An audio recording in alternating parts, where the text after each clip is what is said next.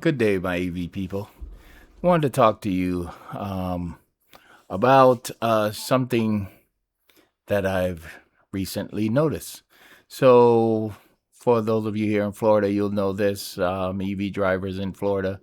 Florida Power and Light has been tasked with installing quite a number of EV chargers throughout the state of Florida, um, along the major corridors and in local areas as well in municipalities. Um, for whatever political reasons, Florida did not participate in the Biden era NEVI program, which has been resumed and is continuing to this day. But Florida did not participate in that. But instead, Governor DeSantis had already put together a program with Florida Power and Light to provide EV charging throughout the state. I've used those on multiple occasions. I've made a couple of videos here, which I will be stitching into this. Um, but what I've noticed recently is that there's been a change in hardware, which is not the first time they've done it before. But there's a major change in hardware amongst Florida Power and Light's latest implementation. And let's go take a look. So, at the start of the program, Florida Power and Light Evolution was using these ChargePoint CP250 chargers. These are the 62.5 kilowatt chargers. They would pair them, like at this location here in Fort Myers, one of our earliest EV charging location in this area. They were paired so you can get up to 120 kilowatts on a charger if the other was not being used. They recently swapped out some of the cables. Used to be all CHAdeMO, CCS2 and CHAdeMO, and they swapped out the CHAdeMO on most of them for NACS. They kept a couple, like at this location, there's 6 chargers there, and they swapped out 4 of the CHAdeMOs for NACS while leaving the last 2 still with a CHAdeMO connector. There was one major issue with these systems. They included 200 amp cables.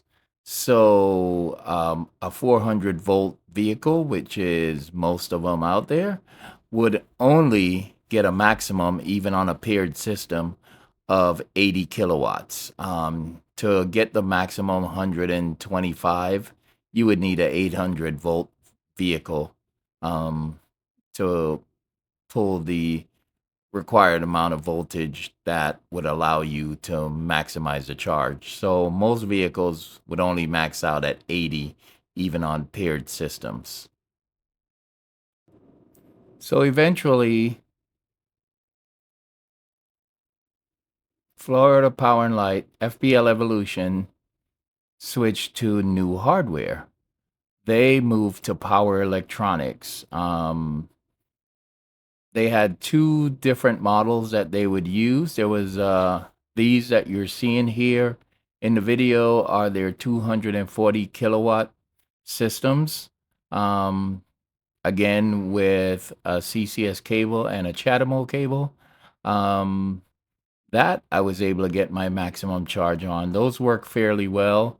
Um, there was some reliability issues that I've noticed, at least at the beginning of when these are being implemented, um, especially with the other model. There was another model which was actually a 180 kilowatt charger, um, very similar look to these, except it was a thinner profile machine. That there wasn't any at this site for me to record. But this was a better system than the ChargePoint CP250s, but they have now changed them again. When in Rome, do as the Romans do. I'm coming out of Starbucks here in Port Charlotte, Florida, Charlotte County. Um, Stopped in at a Starbucks, get a nitro cold brew, grande. Not the biggest Starbucks fan, but uh, could always use some coffee. The real reason I'm here is this. I've got Ariane charging here on a Florida Power and Light ABB A400 charger. So this was a surprise to me when I saw this online that they are using the ABB 400 now. So I decided to come up here and take a look. Um, it's on Kings Highway, very busy road, just off of I-75. You can see the traffic way over there. It's just I-75 going across. So very convenient to the highway. But this site just has one single ABB 400.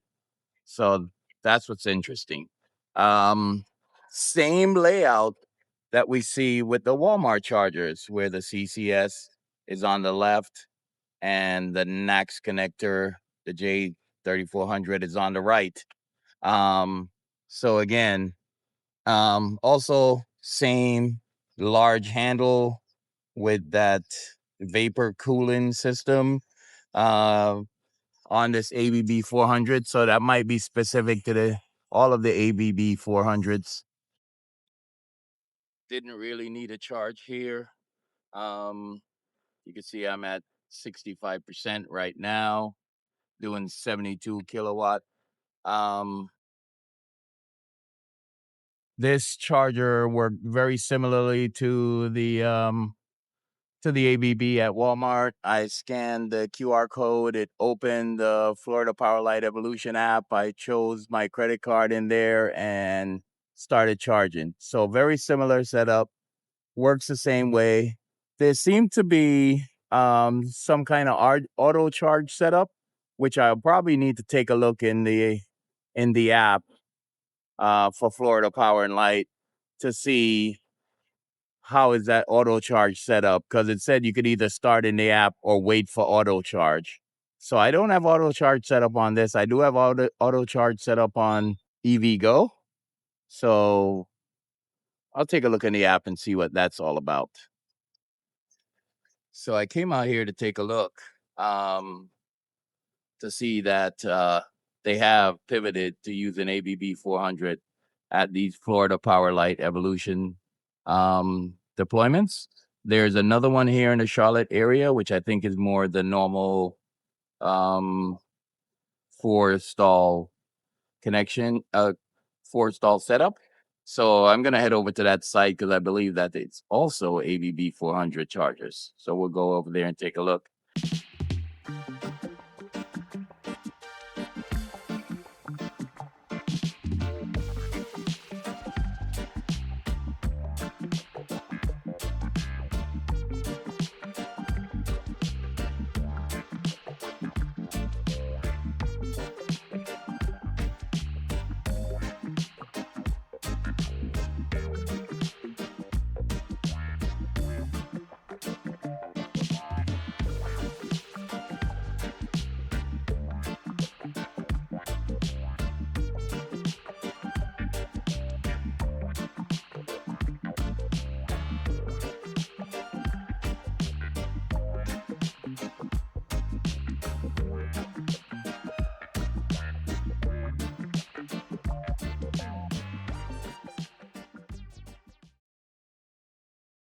Hey, folks.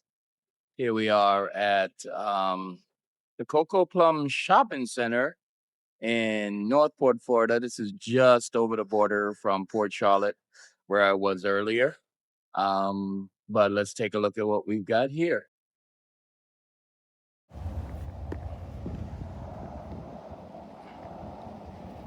So at this location, we have two FPL Evolution ABB A400 chargers. Same layout as the single site that I went to earlier in Port Charlotte. Two connectors, CCS on the left, NAX on the right. Same thing on the other one. Over there, we've got a Nero EV charging on that one. I'm gonna plug in here for a second. So I know at the last location, I did see where it says auto charge is available. You can see it there on the screen. I went through the app. I went through the auto charge enrollment. Apparently, my vehicle is not compatible with this auto charge, even though it is on the one on EVgo. So I couldn't enroll. I will come back with the Ioniq 5 at some point and try to set up auto charge on these to see if it works on that. But let's plug in. We'll look at the process. So let's look at this process here. So it seems to start, we plug in first, get a big old handle. You can see that vapor cooling connector on these ABB 400s.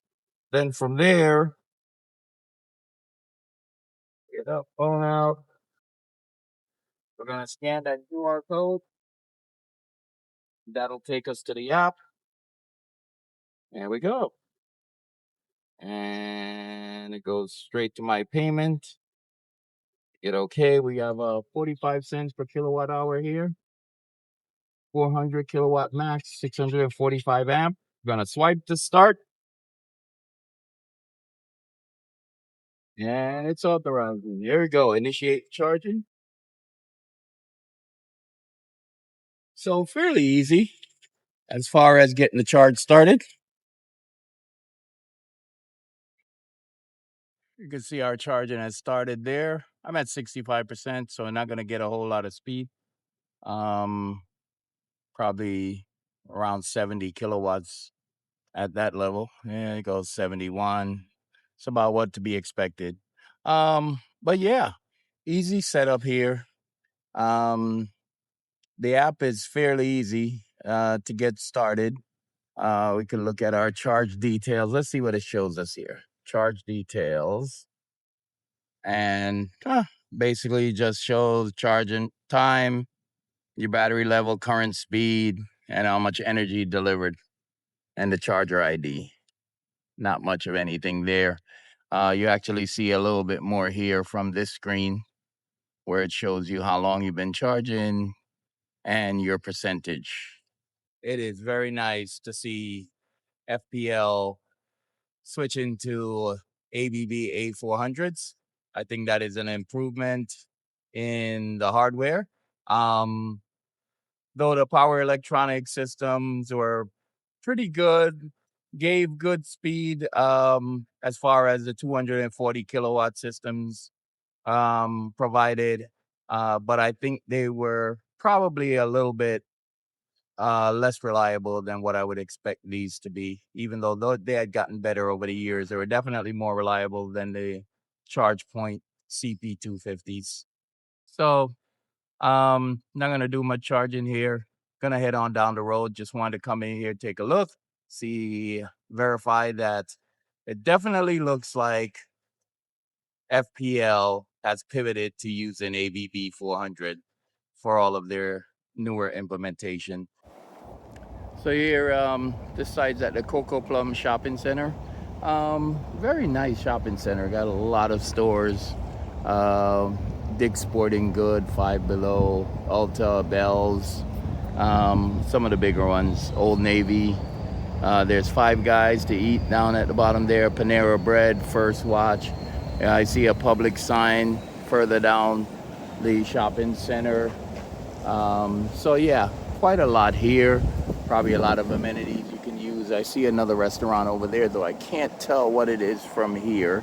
It looks like it's still under construction because I see ladder and a worker climbing up there. It looks like coverings on the window awning.